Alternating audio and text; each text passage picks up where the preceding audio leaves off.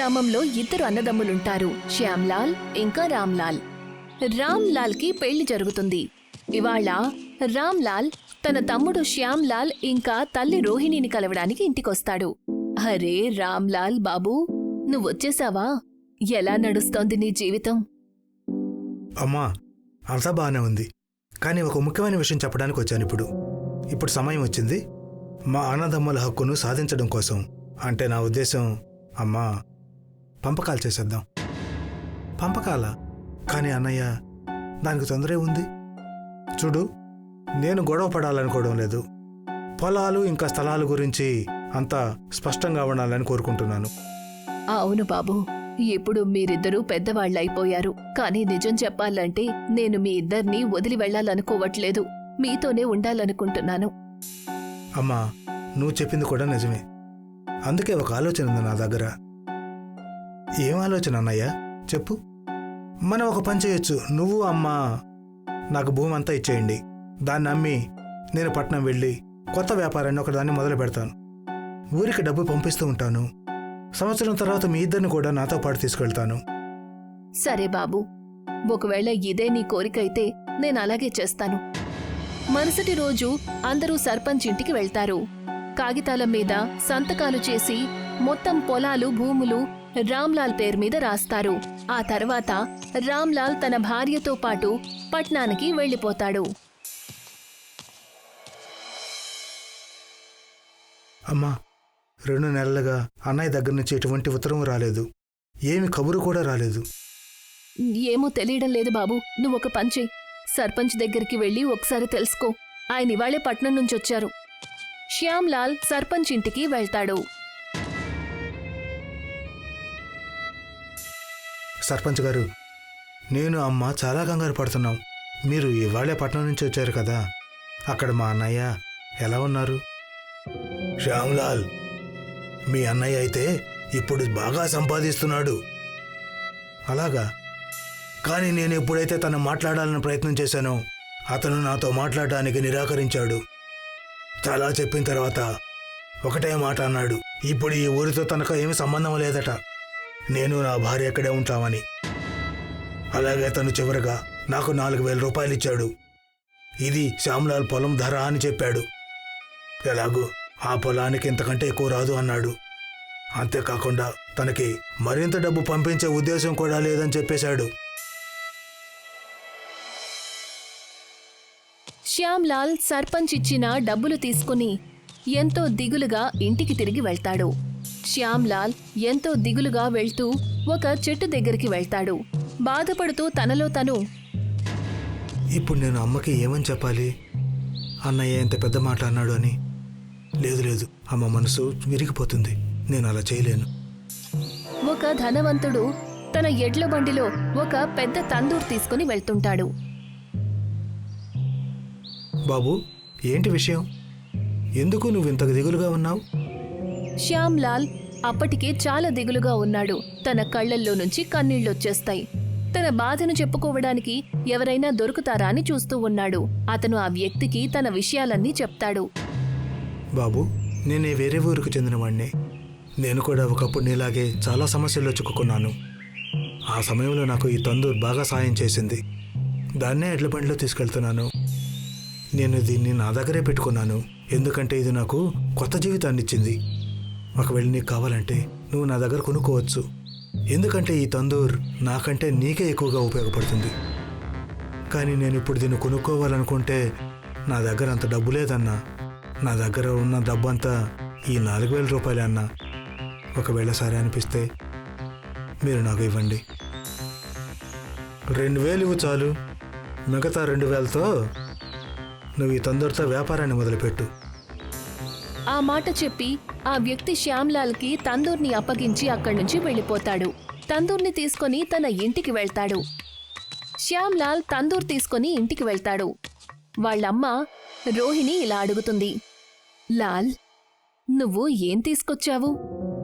అమ్మా, ఇది అన్నయ్య పంపించాడు. మనకి సందేశం కూడా పంపించాడు, మనం ఏదైనా కొత్త వ్యాపారం మొదలు పెట్టాలి అని. అలాగా? రామ్లాల్ పంపించాడా? ఎలా ఉన్నాడు వాడు? అమ్మా, అన్నయ్య పట్నంలో చాలా డబ్బు సంపాదిస్తున్నాడట. ఇప్పుడు అసలు ఏ ఇబ్బంది లేదట. శ్యామ్లాల్ వాళ్ళమ్మకి చెప్పలేదు రామ్లాల్ ఊరితో సంబంధం తెంచుకున్నాడు అని. నిజానికి తను వాళ్ళమ్మని సంతోషపెట్టడం కోసం అబద్ధం చెప్తాడు. మంచిది బాబూ, మీ అన్నయ్య సంతోషంగా ఉన్నాడు. కాని ఇప్పుడు ఈ తందూర్తో మనం ఏం చేస్తాం? అమ్మా, ఈ తందూరుతో మనం కొత్త దుకాణాన్ని తెరుద్దాం. తందూరి లిట్టి చౌక. అదెలా? అమ్మా, ఈ తందూరులో మనం లిట్టి తయారు చేయొచ్చు. అలాగే వంకాయ ఆలు వేసి కుర్మా కూడా తయారు చేయొచ్చు. తందూరి రోటీ చేసి అమ్మొచ్చు.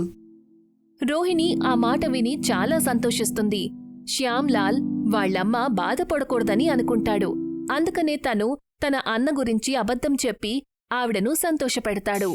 మరుసటి రోజు శ్యామ్లాల్ బజార్లో ఒక బండిలో తందూర్ లిట్టి చోకి పెడతాడు. పక్కనే తందూర్ మీద లిట్టిని వండుతుంటాడు. దుకాణానికి ఇంతవరకు ఎవరూ రాలేదు. కాని తందూరి లిట్టి సువాసన బజారంతా విస్తరిస్తుంది. అరే శ్యామ్లాల్, ఏంటిది?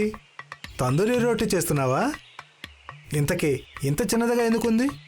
అరే, ఇది రోటీ కాదు, ఇది లిట్టి, అది కూడా తందూరి. ఒక్కసారి తిని చూడండి మా ఈ తందూరి లిట్టి చౌక. మీ భార్య వంట చేతిని కూడా మర్చిపోతారు. శ్యామ్లాల్ సర్పంచ్కి ఒక ప్లేట్ లిట్టి చోకా ఇస్తాడు. సర్పంచ్ ఎప్పుడైతే దాన్ని తింటారో ఆయన ఆశ్చర్యపోతాడు. ఏమైంది సర్పంచ్ గారు, బాగాలేదా? బాగాలేకపోవడం ఏంటి? ఇంత రుచికరమైన లిట్టి చౌక నేను ఇంతవరకు తినలేదు. శ్యామ్లాల్, భలే, ఎంత బాగుందో! ఇంత రుచికరమైన ఆహారాన్ని ప్రతిరోజు కూడా నేను ఇక్కడే భోంచేస్తాను. సర్పంచ్ మెచ్చుకోవడం విని, అలాగే లిట్టి సువాసన వల్ల చుట్టుపక్కల వాళ్ళందరూ కూడా బండి దగ్గరికి వస్తారు. శ్యామ్లాల్ అందరికీ లిట్టి చోకా ఇస్తాడు. చూస్తూ చూస్తూ లిట్టి అంతా ఖాళీ అవుతుంది. ఇంకా అందరూ అక్కడే నిలబడి ఎదురు చూస్తుంటారు. అరే శ్యామ్లాల్ బాబూ, నా కోసం ఏమైనా మిగిల్చావా లేక మొత్తం అంతా ఇచ్చేసావా? మనకు క్షమించండి పిల్లిగారు, ఇవాళకైతే లిట్టి ఖాళీ అయిపోయింది. బాబూ, రేపు ఇంకా ఎక్కువ చెయ్యి. ఊరంతా నీ లిట్టి గురించే మాట్లాడుకుంటున్నారు. నేను కూడా తినాలి. అలాగే పిన్నిగారు, మీరు రేపు తప్పకుండా రండి, మీకు తప్పకుండా లిట్టి ఇస్తాను. ఆ తర్వాత శ్యామ్లాల్ ఇంటికి వెళ్తాడు. తను వాళ్ళమ్మకి చూపిస్తాడు. మొదటి రోజే తను 2000 రూపాయలు సంపాదించాడు. బాబూ, నువ్వు 3 గంటల్లో చాలా ఎక్కువ డబ్బు సంపాదించావు. రేపట్నుంచి ఇంకా ఎక్కువ సామాన్ పెట్టుకో. నేను కూడా నీతో పాటు వస్తాను, నీకు సాయం చేయడానికి. సర్పంచ్ గారితో మీ అన్నయ్య గురించి కూడా అడుగుతాను. అమ్మా, నువ్వెందుకు అనవసరంగా కంగారు పడుతున్నావు? అన్నయ్య గురించి నేను నీకు చెబుతున్నాను కదా. 2 నెలలు గడుస్తాయి. శ్యామ్లాల్ బండి దుకాణంగా మారిపోయింది. తన చిన్న ఇల్లు ఒక మంచి ఇల్లుగా మారిపోయింది. అమ్మా, నేను దుకాణానికి వెళ్ళొస్తాను. అన్నట్టు అన్నయ్య బానే ఉన్నాడు. సర్పంచ్ గారు కబుర్ చెప్పమన్నాడు. అలాగే బాబూ, నేను కూడా ఇవాళ బజారుకొస్తాను, మళ్ళీ నీకు సాయం చేయడానికి. సరేనమ్మా, నువ్వెప్పుడు రావాలనుకుంటే అప్పుడు వచ్చేసేయ్. శ్యామ్లాల్ అక్కడ్నుంచి బయలుదేరతాడు. అప్పుడే రామ్లాల్ తన ఇంటికి వస్తాడు. తన మొహం వాడిపోయి ఉంటుంది. తను సిగ్గుపడుతూ, అమ్మా. రామ్లాల్ బాబూ, నువ్వేనా? 1 సంవత్సరం దాటిపోయింది, నువ్వు ఇంటికే రాలేదు. అయినా నువ్వెందుకింత దిగులుగా ఉన్నావు? ఏం లేదమ్మా, అది నువ్వెలాగున్నావని కనుక్కుందామని వచ్చాను. అన్నట్టు అమ్మా, మన ఇల్లు ఇంత పెద్దది ఎలా అయింది? బాబూ, ఇదంతా నువ్వు పంపించిన తందూర్ చమత్కారమే బాబూ. నేనే తందూరి పంపించలేదే. అమ్మ అసలు ఏమంటుంది? నువ్వే కదా పంపించావ్. అవునమ్మా, నేనే చెప్పాను శ్యామ్లాల్కి. ఇప్పుడన్నా నిజం చెప్పు. నువ్వు నీ తమ్ముడితో ముందే బంధం తెంచుకున్నావు. కాని తను నీకు నిజమైన తమ్ముడు. తను నీ ప్రతి తప్పుని దాచిపెట్టాడు. ఇప్పుడు నీకు కొంచెం కూడా సిగ్గులేదు. మీ అమ్మకి కూడా నువ్వు నిజం చెప్పలేకపోతున్నావు. నన్ను క్షమించమ్మా, అది నేను ఒక సమస్యలో ఇరుక్కున్నాను. నాకు వేరే ఆసరా దొరకలేదు, అందుకే నేను ఇక్కడికి వచ్చాను. వెళ్ళు, ఇక నువ్విక్కడి నుంచి వెళ్ళిపో. నీకు ఎలాగో ఈ ఊరితో మాతో ఎటువంటి సంబంధం లేదు కదా. శ్యామ్లాల్ తన దుకాణంలో ఉన్నాడు. అప్పుడే అక్కడికి దామిని పిన్నిగారు, సర్పంచ్ గారు మాట్లాడుకుంటూ వస్తారు. ఏంటి సర్పంచ్ గారు, పిన్ని గారు, ఇద్దరు ఎందుకంత దిగులుగా ఉన్నారు? బాబు, నేను ఇవాళ ఉదయమే పట్నం నుంచి తిరిగి వచ్చాను. మధ్యలో ఒక రోజైతే నేను మీ అన్నయ్య దుకాణానికి కూడా వెళ్ళొచ్చాను. ఏమైంది? మా అన్నయ్య బాగానే ఉన్నాడు కదా? బాబూ, తన భార్య రంభ ఇంకా ఆమె ఇంట్లో వాళ్ళు రామ్లాల్ వ్యాపారాన్ని కాజేశారు. నేను కూడా ఇప్పుడే వేరే ఊరు నుంచి ఈ కబురు విని వస్తున్నాను. మీరు అసలు ఏమంటున్నారు పిన్ని గారు?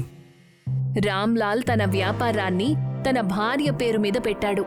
ఎప్పుడైతే వ్యాపారం పెరిగిందో రంభ తనని వదిలేసింది. తన కుటుంబంతో పాటు కలిసి మొత్తం కాజేసి రామ్లాల్ని తరిమేసింది. మరి అన్నయ్య తను బానే ఉన్నాడు కదా? మీ అన్నయ్య ఇంత అన్యాయం చేసిన తర్వాత కూడా నువ్వింకా తన గురించి బాధపడుతూనే ఉన్నావా? జరిగిందేదో జరిగిపోయింది సర్పంచ్ గారు. మా అన్నయ్యకి ఇంతకంటే పెద్ద శిక్ష ఇంకేముంటుంది చెప్పండి. ఇప్పుడు తను ఎక్కడున్నాడో నాకైతే తెలియదు. శ్యామ్లాల్ దుకాణం మూసేసి ఇంటికి వెళ్తాడు. వాళ్ళమ్మకి జరిగిందంతా చెప్తాడు. బాబూ, కానీ నేను రామ్లాల్నిక్కడ్నుంచి వెళ్ళిపోమని చెప్పాను. వెళ్ళు బాబూ, తనని తీసుకురా. శ్యామ్లాల్ వెంటనే రామ్లాల్ని వెతకడానికి బయలుదేరతాడు. ఏ ధనవంతుడైతే తనకొక చెట్టు దగ్గర కనిపించాడో అదే చెట్టు దగ్గరికి వెళ్తాడు. రామ్లాల్ అక్కడే తల పట్టుకుని కూర్చొనుంటాడు. అన్నయ్య, నువ్వు నాతో పాటు ఇంటికి పద. నేను ఇంటికి ఎలా రాగలను శ్యామ్లాల్? ఏ మొహం పెట్టుకుని రావాలి? ఇప్పుడు అమ్మ కూడా నా మీద చాలా కోపంగా ఉంది. నేనైతే నా మొహాన్ని అద్దంలో కూడా చూసుకోలేకపోతున్నాను. అన్నయ్య, నేను నీ గురించి అమ్మకి అసలు ఏమీ చెప్పలేదు. నిజంగా నేనేమీ చెప్పలేదు. కానీ అదేంటంటే తన అమ్మ కదా, పిల్లలు అబద్ధాలు చెబితే కనిపెట్టేస్తారు. అవును, నువ్వు చెప్పింది నిజమే. అన్నయ్య, నువ్వు ఇప్పటికే చాలా కష్టాలు అనుభవించావు. ఇక ఇంటికి పద. ఇక మన అన్నదమ్ములిద్దరం కలిసి దుకాణాన్ని నడుపుదాం. అమ్మని మంచిగా చూసుకుందాం. రామ్లాల్ ఇంకా శ్యామ్లాల్ ఎంతో సంతోషంగా తమ ఇంటికి వెళ్తారు. ఎప్పుడైతే వాళ్ళిద్దరూ ఇంటికి చేరుకుంటారో నా రామ్ ఇంకా శ్యామ్, ఒకళ్ళు లిట్టి, ఒకళ్ళు చోకా, మీరిద్దరూ కలిసే బావుంటారు.